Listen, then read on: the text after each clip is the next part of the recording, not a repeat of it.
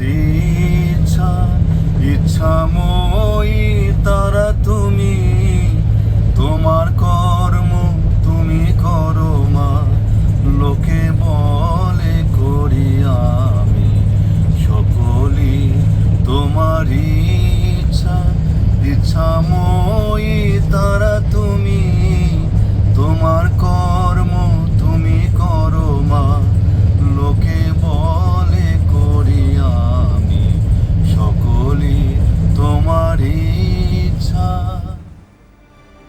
এই লোকটাকে চেনেন যার গান শুনলেন? না, ইনি বিখ্যাত কোনো গায়ক নন। এনার পরিচয় হচ্ছে ইনি দিনহাটার বিধায়ক। কেন গান গাইছেন বলুন তো? প্রাণের খুশিতে, মনের খুশিতে বলবো আপনাদের। আমি দেবারতী আপনাদের সঙ্গে রয়েছি আজ বিগ স্টোরিতে, এবং আরও একজনকে এক্সপোজ করব। এক্সপোজ করাটা আমাদের শখ নয়। এক্সপোজ কেন করি বলুন তো? কারণ আপনারা এক্সপোজ হওয়ার মতোই কাজ করেছেন। আপনাদের হাতে যতদিন ক্ষমতা ছিল আপনারা দম্ভ দেখিয়েছেন, আপনাদের হাতে যতদিন পাওয়ার ছিল আপনারা অহংকার করেছেন। আর সেই অহংকার, সেই দম্ভ, সেই রোয়াব আজকে কি অবস্থা দেখতে পাচ্ছেন তো। দিনহাটার বিধায়ক যাকে হারিয়েছেন এবারের নির্বাচনে, তিনি উদয়ন গুহ। এই উদয়ন গুহ যিনি বাবাকে চোর বলেছিলেন, ওনার নিজের বাবাকে চোর বলেছিলেন। কে ওনার বাবা? কমল গুহ। কে কমল গুহ? ফরওয়ার্ড ব্লকের দীর্ঘদিনের মন্ত্রী এবং দোর্দণ্ড প্রতাপ নেতা উত্তরবঙ্গের। সেই কমল গুহের ছেলে, যিনি ঘোরতর একটি বাম রাজনীতিকে ছোট থেকে বড় হচ্ছেন দেখছেন বাড়িতে, পরিবেশ পরিস্থিতি, তিনি চলে গিয়েছেন একটি ডানপন্থী দলে। মানতাম যদি আদর্শ থাকত। এই তৃণমূল কংগ্রেস দলটা একটা কোম্পানি, দুটি লোক আছে যারা এই দলটা চালায়, এই কোম্পানিটা চালায়। এক মমতা বন্দ্যোপাধ্যায়, দুই অভিষেক বন্দ্যোপাধ্যায়। পিসি এবং ভাইপো মিলে দলটা চালানোর চেষ্টা করেছেন, দলটা শেষ হয়ে গেছে। যদি পিসি একা চালাতেন তাহলে হয়তো চলতো, কিন্তু ভাইপো চলে আসার পরে এই অবস্থা। যাই হোক, যে কথা বলছিলাম, উদয়ন গুহ। এই উদয়ন গুহকে হারানোর পরে আজকে গান গাইছেন অজয় রায়। গান গাইবেন তো? কারণ এই লোকটার জন্য ঘর ছাড়া ছিলেন দিনহাটা এবং দিনহাটা সংলগ্ন অন্যান্য বিধানসভা অঞ্চলের মানুষেরা, বিশেষ করে যারা বিজেপি করেছেন। অন্য কোনো রাজনৈতিক দল করার ক্ষমতা এদের ছিল না। এরা উদয়ন গুহর কোনো একটাও অনৈতিক কাজের বিরুদ্ধে মুখ খুলতে পারেননি। হয় কেস দেওয়া হবে, না হলে সরাসরি খুনের হুমকি। এবং এমন অনেক হত্যার ঘটনা ঘটেছে যেখানে ওনার নাম জড়িয়েছে। আরে ওইসব ছাড়ুন, ওইসব ছাড়ুন। রবীন্দ্রনাথ ঘোষ, তার কথা ভাবুন। কোন দিন গেছে এমন? কোচবিহারের মানুষের কাছে প্রশ্ন রাখছি, কোন দিন গেছে? রবীন্দ্রনাথ ঘোষ আর উদয়ন গুহ আমরা খবর করেছি, লাগাতার মুখোমুখি হয়েছেন, ঝগড়াঝাটি হয়েছে এবং দলীয় কোন্দল প্রকাশ্যে এসেছে। বাবা বাছা করে মাথায় হাত বুলিয়ে দুজনকে শান্ত করেছেন, কিন্তু তারপরে আবার একই জায়গায়। যে লোকটা মাত্র 56 কি 57 ভোটে বিধানসভা নির্বাচনে হেরে যায়, যে লোকটা 50 থেকে 60, কত মার্জিন বলুন না, এই 50, 55, 56 ভোটে হেরে যাওয়া, সেই মানুষটা হঠাৎ করে বাই ইলেকশনে 1.5 লাখের কাছাকাছি ভোটে কি করে যেতে? কি করে যেতে? 2021 ভোট পরবর্তী হিংসা। উদয়ন গুহ তখন কলার তুলে ঘুরছেন, আমি রাজা, আমি বেতাজ বাদশাহ, আমার মতো তোলাবাজ তৃণমূল কংগ্রেসে আর একটাও নেই। অভিষেক বন্দ্যোপাধ্যায়ের পরে অবশ্য এটা ওনার দলের নেতারা আজকে মুখ খুলছেন। বিরোধী রাজনৈতিক দল তাদেরকে চুপ করিয়ে রাখা হতো, আজকে তারা মুখ খুলছেন। ওখানকার সাধারণ মানুষ তারা বলছেন তোলাবাজিতে মাস্টার মাইন্ড, ওনার কাছে শিখতে হবে। তোলাবাজি ওনার কাছে শিখতে হবে। উদয়ন গুহ কি করেননি? কেন গ্রেপ্তার হয়েছেন উদয়ন গুহ জানেন আপনারা? ফুলবাগানের বাড়িতে চুপটি করে বসেছিলেন। আজকে কোচবিহার পুলিশ কমিশনারের থেকে 10 থেকে 12 জন পুলিশ আধিকারিক তারা গিয়েছেন, ওনাকে ধরেছেন, ধরে নিয়ে যাচ্ছেন উত্তরবঙ্গে, মানে তার এলাকায় দিনহাটায়। যখন কলারটা ধরে নামানো হবে তখন আপনার এলাকার মানুষ তো আপনাকে দেখবে, তখন ওই বড় বড় বুলি কোথায় যাবে? কি কি বলেছেন আপনি? কি কি বলেছেন একটু মনে করাই। বাংলার মানুষ কিচ্ছু বলেনি, কিন্তু উদয়ন গুহ আপনি বোধহয় ভুলে গেছেন, কারণ আপনার তো দম্ভ ছিল, অহংকার ছিল, ক্ষমতার আস্ফালন ছিল, ফলে পায়ের তলার মাটি ছিল না। তাই আজকে চলুন একবার মনে করাই একটার পর একটা কি ধরনের মন্তব্য উদয়ন গুহ করেছেন।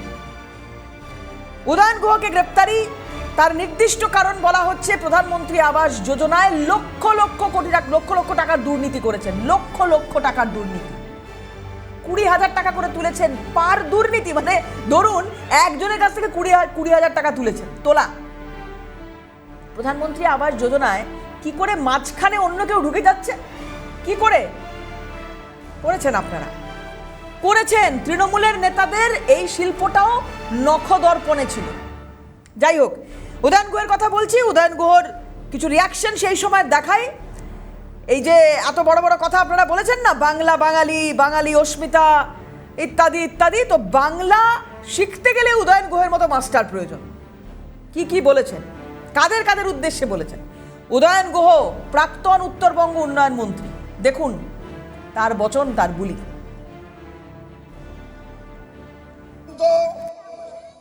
মায়েদের বড় অস্ত্র কি? সবার বাড়িতে আছে একটা নয় 3টে করিয়া।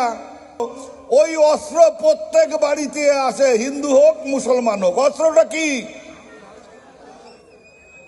ওই ভোট চাইতে যখন আসবে ওই অস্ত্র দিয়ে ডাঙানোর দরকার নাই, শুধু অস্ত্র দিয়ে আওয়াজ করবেন যে আছিস ভালো কথা, ভোট যদি চাস তাহলে এইটা তোর পিঠত পড়বে। জোড়া ফুল ছাড়িয়া যদি পদ্ম ফুলের কথা বলেন, রান্নাঘরে তালা লাগানো হবে, ওই তালা খুলবে না, নিজের রান্না নিজে রাঁধিয়া খাবেন। সার্টিফিকেট নাই, তোমার জন্মের সার্টিফিকেট নাই, তেমনি ভারতবর্ষের প্রধানমন্ত্রী নরেন্দ্র মোদীরও জন্মের সার্টিফিকেট নেই। একটা চ্যালেঞ্জ, নরেন্দ্র মোদী যদি কোনো জন্মের সার্টিফিকেট দেখায় তাহলে সেটা যাবে। আমি কথা বলি, সেই জন্য আমি বাংলাদেশি হয়ে গেলাম, তিনি কেন পাকিস্তানি হবেন না? হিম্মত হয় বলে যে পশ্চিম বাংলায় 1 কোটি মানুষের নাম ভোটার তালিকার থেকে বাদ যায়, যে তোর কথাতে 1 কোটি মানুষের নাম ভোটার তালিকার থেকে বাদ দেবে। এইসব ভাষা একজন বর্ষিয়ান রাজনীতিক বলছেন। দেখুন, বাচ্চা ছেলেরা দুষ্টুমি করে ফেলে, দুষ্টু দামাল ছেলেদের তো তৃণমূল কংগ্রেসটা ভর্তি ছিল, তো সেখানে সেটা আমি তাও মেনে নিলাম যে ওই দুষ্টু দামাল বিচ্ছু ছেলেরা ডিজে বাজানোর কথা বলে ফেলেছে, কখনো কখনো ভুল করেই হয়তো বলে ফেলে হয়তো এরা এরকমভাবে এত মানুষকে সামনে দেখছে, সবাই ভাবছে যে সবাই আমাকে ভোট দেবে, যারা নেতারা বক্তৃতা রাখছে তারা বলছে সবাই আমাকে ভোট দেবে। তারা দেখতে এসেছিলেন, মাপতে এসেছিলেন, ভোট অন্য জায়গায় পড়েছে, আজকে স্পষ্ট। যাই হোক, কিন্তু একজন বর্ষিয়ান নেতা উদয়ন গুহর মাথার তো অর্ধেক চুল পাকা, তো এই মানুষটা এমন কিছু মন্তব্য করছেন যেখান থেকে তার প্রতি বিদ্বেষ তৈরি হওয়া খুব স্বাভাবিক ঘটনা। আপনাদের মনে থাকবে নিশ্চয়ই আরজিকর সময়, ওই সময় একেবারে উত্তাল হচ্ছে পরিস্থিতি, রাত দখলের ঘটনা। এই যে দেখুন, রাত দখল চলছে, কি পোস্ট করেছেন দিনহাটার কেউ কেউ, কাল রাতে দখল নিতে চাইছেন, আমার সমর্থন থাকলো, কিন্তু স্বামীর অত্যাচার থেকে বাঁচতে রাতে ফোন করবেন না। কি বলছেন উদয়ন গুহ? স্বামীর অত্যাচার থেকে বাঁচতে রাতে ফোন করবেন না। উদয়ন গুহ একজন নেতা, একজন জনপ্রতিনিধি, ওনার মন্তব্য করার সময় ওনাকে ভাবতে হবে যে উনি কি বলছেন। প্রথমত এটাতে উনি আরজিকর আন্দোলনকে অসম্মান করেছেন, রাত দখলকে অসম্মান করছেন। রাত দখলটা কি কারণে সেই সময় সবাই করেছিল, উদয়ন গুহের মতো মানুষের সেটা বোঝার ক্ষমতা যদি থাকতো উনি তৃণমূল কংগ্রেস করতেন না। এই হচ্ছে উদয়ন গুহের বক্তব্য। এবং দেখুন, কিছু গ্রাফিক্যাল প্রেজেন্টেশন দিয়ে আপনাদেরকে দেখাচ্ছি এনার কারনামা, কি কি করেছেন, কি কি বলেছেন, কাদের উদ্দেশ্যে বলছেন। এই বাংলার মানুষ, তারা এই বাংলার মানুষ। আপনি যে ভাষায় থ্রেডগুলো দিয়েছেন, আপনি যা যা মন্তব্য করছেন, পরবর্তী প্রজন্ম যারা যে রাজনীতিক হতে চায়, যদি আপনাকে কেউ, আপনার অনুপ্রেরণায় কেউ রাজনীতি করে, তার তো এইগুলোই মুখের ভাষা হবে যেটা আপনি বলছেন উদয়ন গুহ। কি কি বলেছেন আপনি দেখুন। দুয়ারে প্রহার, আপনি আপনার সরকারকে কেমন অসম্মান করেছেন? দুয়ারে যে প্রকল্প দুয়ারে সরকার, সেই দুয়ারে সরকার প্রকল্পের অপভ্রংশ আপনি বার করেছেন দুয়ারে প্রহার থেকে। মানে আপনি আপনার সরকারকেও অসম্মান করছেন, কারণ সরকার যে নামটা দিয়ে যে প্রকল্পটা চালাচ্ছে আপনি সেটার অপভ্রংশে দুয়ারে প্রহার বলছেন। আমরা অনুব্রত মণ্ডলকে নিয়ে লাগাতার চর্চা করেছি, চড়াম চড়াম ঢাক বাজানো নিয়ে, গুড় বাতাসা নিয়ে, উন্নয়ন রাস্তায় দাঁড়িয়ে থাকা নিয়ে। আপনি মশাই কম তো নন। কম্পিটিশন কার সাথে দিতেন? তোলাবাজিতে অভিষেক বন্দ্যোপাধ্যায়ের সঙ্গে আর মুখের ভাষায় অনুব্রত মণ্ডলের সঙ্গে, তাই কি? আজকে আপনার বিরুদ্ধে যে অভিযোগে আপনাকে গ্রেপ্তার হতে হয়েছে, আপনার যদি সেখান থেকে বেরোনোরও কোনো অপশন থাকে, এত আপনার কীর্তি আবার ঢুকে যাবেন হয়তো, দেখা গেল এমন এত গন্ডগোল, এত অশান্তি। কোচবিহারে এমন কোনো দিন ছিল না, ভোট চলে আসার পরে আরও বেশি যেটা বেড়েছে। 2021-এর কথা আমি বিশেষ করে বলবো, বিজেপির যারা সমর্থক ছিলেন, কর্মী ছিলেন, তারা কত মাসের পর মাস ঘর ছাড়া ছিলেন উদয়নবাবু, কত মাসের পর মাস। আপনি আজকে ফুলবাগানের বাড়িতে চুপ করে বসে আছেন, কারণ বুঝতে পেরেছেন যে আপনার সাথে এটা হতে চলেছে, যেগুলো সুজিত বসুর সাথে হচ্ছে, উজ্জ্বল বিশ্বাসের সাথে হচ্ছে। আপনার মনে হয়েছে সেটা নিশ্চয়ই, তাই এখানে বসে আছেন, কিন্তু পালাতে তো পারবেন না, সেটা তো সম্ভব নয়। কিছু রাজনৈতিক প্রতিক্রিয়া রয়েছে, একটু দেখাই আপনাদের। একদিকে তো মিষ্টি বিলি, লাড্ডু বিলি এইসব হচ্ছে এই দিনহাটায়। আপনি ফিরে যাওয়ার পরে আপনি সাবধানে থাকবেন, কালকে সকালেই তো পৌঁছাবেন, সাবধানে থাকবেন। ডিম নিয়ে প্রস্তুত সবাই, যতই ডিমের দাম বাড়ুক, ডিম নিয়ে সবাই প্রস্তুত। টমেটো, গোবর, ডিম সব প্রস্তুত। বাংলার মানুষ আপনাদের হিসেব এইভাবেই নিচ্ছে, জনরোষের মুখে আপনাদের পড়তে হবে। আবির খেলা হয়েছে, লাড্ডু বিতরণ হয়েছে, কালকে দেখুন কি হয়। আপনি তো পৌঁছাবেন, দেখা যাক, সেদিকে নজর থাকবে আমাদের। কারণ কোনো তৃণমূল কংগ্রেসের নেতারা, দুষ্কৃতীরা, তারা তো ডিম খাওয়া থেকে বিরত হননি, তাদের খেতে হয়েছে ডিম। রাজনৈতিক কিছু প্রতিক্রিয়া রয়েছে, যেমন সুজন চক্রবর্তীর সঙ্গে কথা বলেছিলাম আমরা। শঙ্কর ঘোষ মাননীয় মন্ত্রী, তিনি তো আরো ভালো করে চিনবেন আপনাকে। উনি বলছেন যে আমি যখন বারবার এগুলো নিয়ে কথা বলেছি, বলার চেষ্টা করেছি বিধানসভা, আমার কথা শোনা হয়নি। কি বলেছেন সুজন চক্রবর্তী, শঙ্কর ঘোষ, সজল ঘোষ? দেখুন, দেখাই। ওকে আজকে গ্রেপ্তার করা হয়েছে, তো গ্রেপ্তার হবারই তো কথা। উনিও তো জানতেন গ্রেপ্তার হবেন, সেই কারণে ভোটের রেজাল্ট বেরোবার পর গোপনে একেবারে সোজা কোচবিহার থেকে চলে এসছেন। উনি তো জানতেন যে এটার জন্য ওয়েট করছে। বেশি বাড়াবাড়ি করা ভালো না।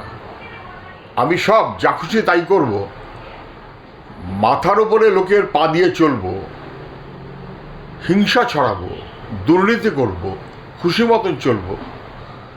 এবার একটু বিশ্রাম নিন, এতদিন এত গলাবাজি করে।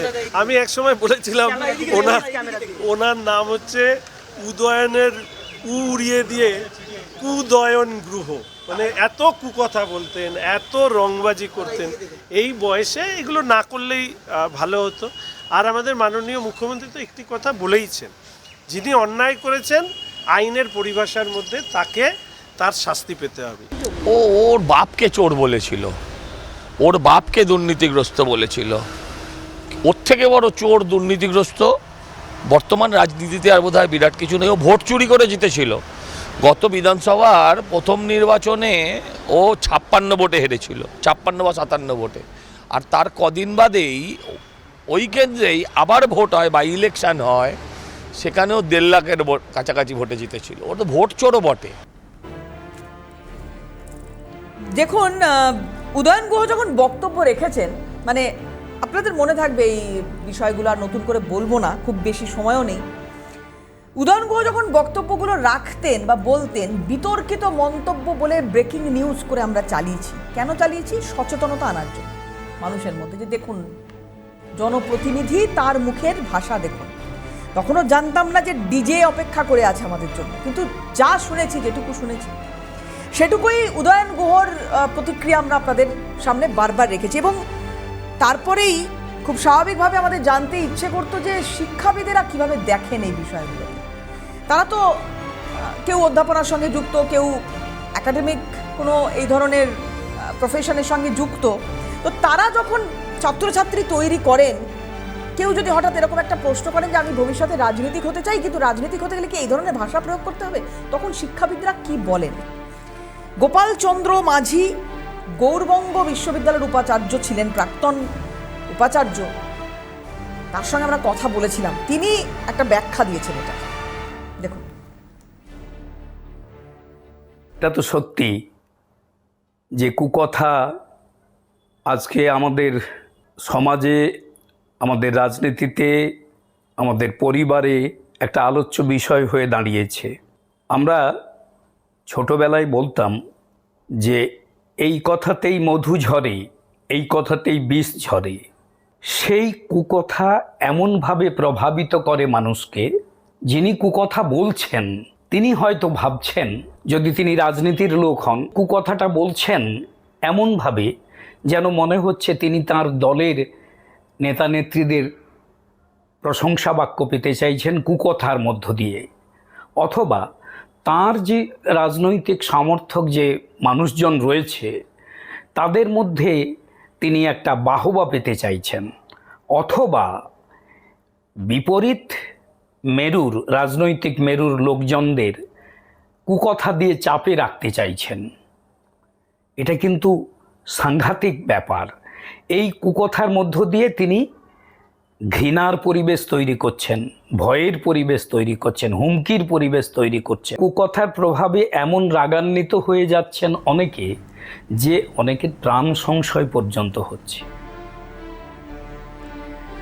উদয়ন গুহ যখন মঞ্চে দাঁড়িয়ে গরম গরম বক্তব্যগুলো রাখছেন, ওই রান্নাঘরে তালা পড়ে যাবে ইত্যাদি ইত্যাদি, তো তখন ওনার মাথার মধ্যে কি কাজ করছে আমি জানি না, কিন্তু এই ধরনের বক্তব্য বাংলা এবারের নির্বাচনে অন্তত স্পষ্ট করে দিয়েছে যে না বাংলা ডিজে শুনতে চায়, না বাংলা এই ধরনের কথা শুনতে চায়। এটাতে বোধহয় কোথাও একটা হিসেব কষতে ভুল হয়েছিল উদয়ন গুহদের মতো নেতাদের, যারা ভাবে এইরকম মন্তব্য করলেই মানুষের কাছে পৌঁছানো যাবে। উদয়ন গুহ যার বড় বড় বুকনি ছিল, কলার তুলে ঘুরছেন, কথা বলছেন, চোখ রাঙাচ্ছেন লোককে, তো আজকে যখন তাকে গাড়িতে তোলা হচ্ছে উনি বলছেন আমি জানি না কেন আমাকে অ্যারেস্ট করা হচ্ছে। গলার স্বরটা এখানেই ছিল, একেবারে নেমে গেছে, কোনো চিৎকার নেই, কোনো জোরে কথা বলা নেই, কোনো দম্ভ নেই সেখানে, একেবারে নেমে গেছে, আমি জানি না কেন গ্রেপ্তার করা হয়েছে। এই ছিল ভয়েস উদয়ন গুহের। আপনি জানেন না কেন গ্রেপ্তার করা হয়েছে, আপনাকে আমরা বলে দিয়েছি আপনাকে কেন গ্রেপ্তার করা হয়েছে, আপনি জেনে গেছেন। আর কি কি করেছেন সেটা বাংলার মানুষের জানতে হবে। একাধিক গুরুতর অভিযোগ রয়েছে আপনার বিরুদ্ধে, ফৌজদারি এবং আর্থিক দুর্নীতির অভিযোগ। পুলিশ এবং আদালত সূত্রে পাওয়া তথ্য অনুযায়ী উদয়ন গুহের বিরুদ্ধে এই মুহূর্তে অন্তত 6টি বড় সুনির্দিষ্ট অভিযোগ রয়েছে। কি কি সেগুলো? যেমন ধরুন উত্তরবঙ্গের মাটিতে যে ওনার যে রোয়াব উনি তৈরি করেছিলেন সেগুলো কিসের ভিত্তিতে? শিক্ষক নিয়োগ দুর্নীতি এবং চিরকুট বিতর্ক খুব গুরুত্বপূর্ণ ছিল। প্রথমেই এই পশ্চিমবঙ্গের সবচেয়ে বড় কেলেঙ্কারি এই শিক্ষক নিয়োগ দুর্নীতি, এসএসসি স্ক্যাম। এখানেও আপনি দাবি করে বলেছিলেন বাম আমলে তার বাবা ফরওয়ার্ড ব্লকের বর্ষিয়ার নেতা, কৃষি মন্ত্রী, তিনি চিরকুটের মাধ্যমে মানুষকে চাকরি দিয়েছিলেন। আপনি অর্থাৎ আপনার বাবাকে চোর বললেন। এটা হচ্ছে প্রথম আপনার মানসিকতা চেনার উপায়। সরকারি প্রকল্পে স্বজন পোষণ কাটমানি, উত্তরবঙ্গ উন্নয়ন মন্ত্রী হিসেবে আপনি যে কত কোটি টাকা তুলেছেন, আমি আবার বলছি শিখতে হবে আপনার কাছে, কারণ স্বজন পোষণ কাটমানি নেওয়া ইত্যাদি ইত্যাদি। নেক্সট দেখি আর কি কি অভিযোগ আপনার বিরুদ্ধে করা হয়েছে। প্রধানমন্ত্রী আবাস যোজনার কথা আমি ছেড়ে দিলাম, সেটাতে তো আপনি অ্যারেস্ট হয়ে গিয়েছেন। বার্ধক্য ভাতার তালিকা সেগুলো বাদ যেত, প্রকৃত দরিদ্র অসহায় মানুষ তারা বাদ যেতেন। তৃণমূলের অঞ্চল স্তরের যারা নেতা, পঞ্চায়েত প্রধান, মন্ত্রীর ঘনিষ্ঠ, তারা ঢুকতো চাকরিতে। দিনহাটা হাসপাতালের চাইল্ড কেয়ার ইউনিট কেলেঙ্কারি সেখানে কম করেননি আপনি। দিনহাটা মহকুমা হাসপাতালে শিশু বিভাগ বা চাইল্ড কেয়ার ইউনিট একটা তৈরি হয়েছিল, কিন্তু সেখানে কি হলো না, বেনামি স্বেচ্ছাসেবী সংস্থার আড়ালে সাধারণ ব্যবসায়ী এবং সাধারণ মানুষের কাছ থেকে প্রচুর তোলা তুললেন। এ নিয়েও একটা মামলা করা হয়েছিল এর আগে। এখন এইখানে এই পরিস্থিতিতে দাঁড়িয়ে আপনি যেখান থেকে বা যে উপায়ে এই টাকাটা তুলেছেন, এই তোলাটা তুলেছেন,